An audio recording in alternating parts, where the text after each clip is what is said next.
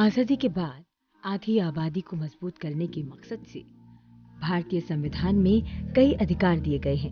इसकी जरूरत जनसंख्या में महिलाओं के अनुपात में अंतर, बालिकाओं, किशोरियों और महिलाओं के प्रति होते भेदभाव और असमानता के चलते महसूस की गई। इस विषय पर देश और सरकार के प्रयास और लैंगिक समानता का सिद्धांत भारतीय संविधान की प्रस्तावना, मौलिक अधिकारों, मौलिक कर्तव्यों और नीति निर्देशक सिद्धांतों में समाहित है। संविधान महिलाओं को समानता और भेदभाव रहित आधार देता है।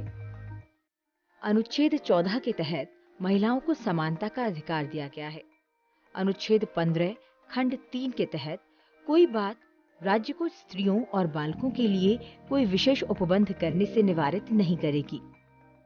वहीं अनुच्छेद 16 खंड 1 के अनुसार लोक सेवाओं में बिना भेदभाव के अवसर की समानता है। अनुच्छेद 19 खंड 1 के अनुसार समान रूप से अभिव्यक्ति की स्वतंत्रता है।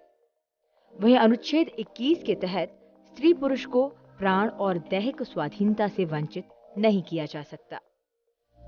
अनुच्छेद 23 और 24 के अनुसार स्त्री पुरुष को शोषण के विरुद्ध समान अधिकार दिए गए हैं। अनुच्छेद 25 और 28 में दोनों को धार्मिक स्वतंत्रता के समान अधिकार दिए गए हैं। अनुच्छेद 29 और 30 के तहत शिक्षा और संस्कृति का अधिकार, अनुच्छेद 32 के तहत संवैधानिक और उपचारों का अधिकार दिया गया है। वहीं अनुच्छेद 39 खंड घ के तहत पुरुष और स्त्री को समान कार्य के लिए समान वेतन का अधिकार दिया गया है। अनुच्छेद 42 के तहत महिलाओं को प्रसूति सहायता प्राप्ति की व्यवस्था का अधिकार दिया गया है। अनुच्छेद 51 खंड क खंड ड के तहत ऐसी प्रथाओं का त्याग करने की बात कही गई है जो स्त्रियों के सम्मान के विरुद्ध हो।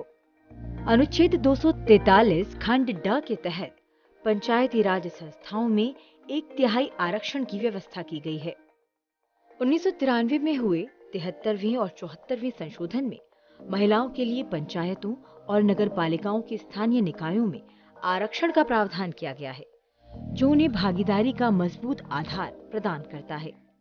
गर्भवती महिलाओं और शिशुओं को कुछ विशेष कानूनी अधिकार दिए गए हैं। संविधान के अनुच्छेद 42 में कामकाजी माताओं के लिए भी कुछ प्रावधान है। इसी के तहत 1961 में कामकाजी महिलाओं के लिए प्रसूति प्रसुविधा कानून बनाया गया था। 2016 में इस कानून को संशोधित करने के लिए मातृत्व लाभ संशोधन विधेयक लाया गया।